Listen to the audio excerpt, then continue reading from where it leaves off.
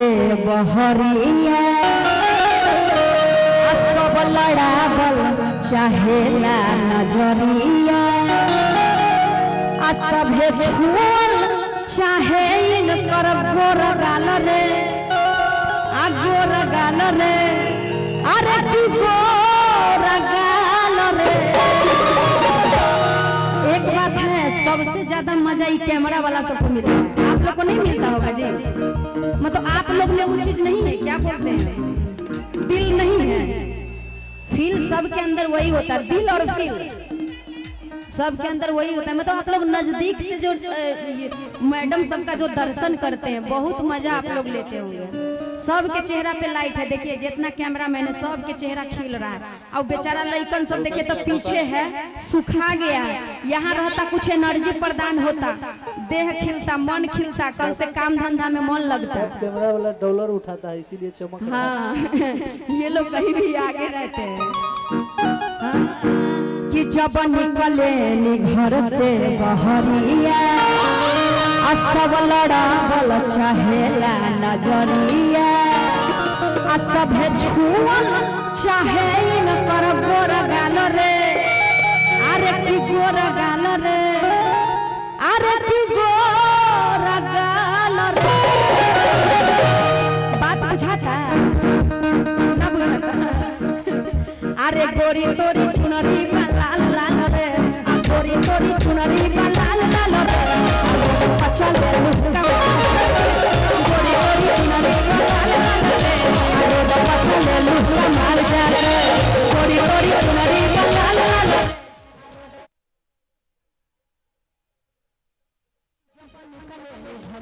हरिया सब लड़ावल चाहेला नजरिया जब निकले घर से बहरिया सब लड़ावल चाहेला नजरिया सब छुअल चाहे इनकर गोर गाल रे गोर गाल रे अरे गोर गाल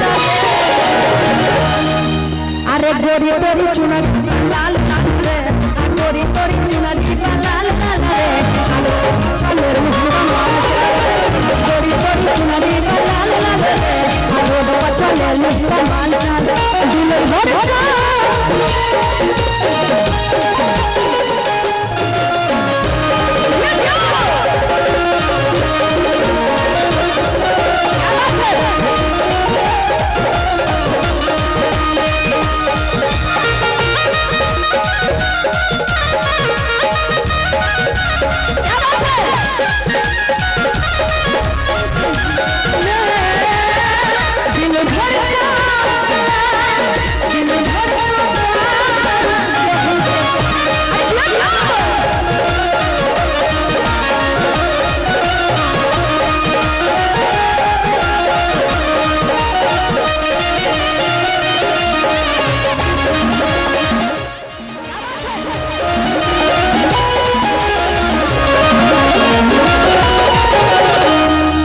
अरे सुंदर बनवारी अपहर नजो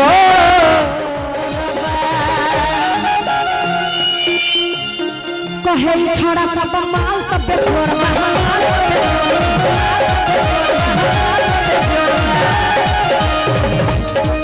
अरे सुंदर बनवारी पहाड़ो न जोड़बा कहे लइका सब माल तब छोड़बा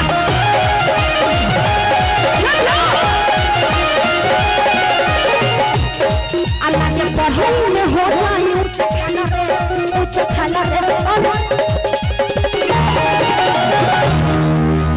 ये धुआं बंद रखिएगा एलर्जी। अरे गोरी तोरी चुनरी लाल लाल रे गोरी तोरी चुनरी लाल चलो गोरी चुनरी लाल लाल रे चलो कमाल चल रे।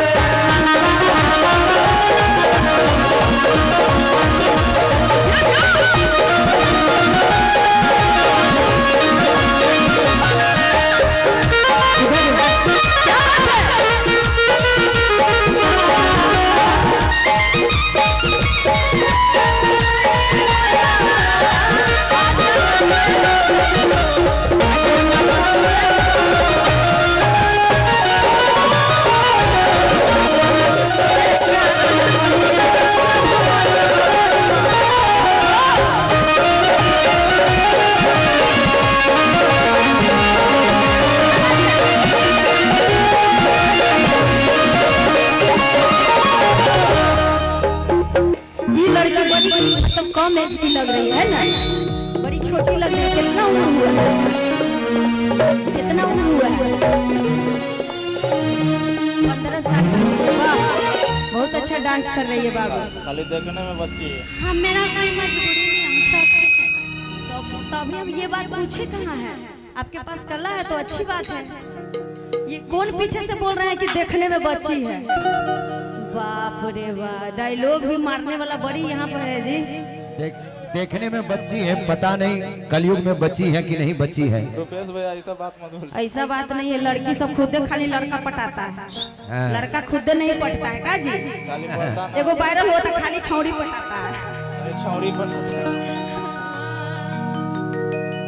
अरे की कोने कॉलेजवा में आ करेलू पढ़ाई, लइका लइका से होला लड़ाई।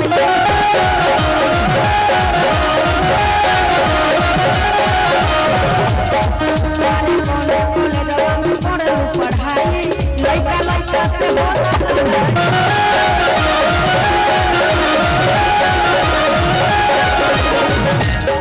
अल्लाह के पढ़ाई में हो जाए ऊंचा खालो, ऊंचा खालो, अरे ऊंचा खालो।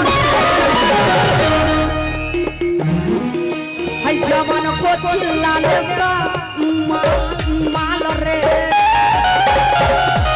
हाय जवान को चिल्लाने सा माल रे।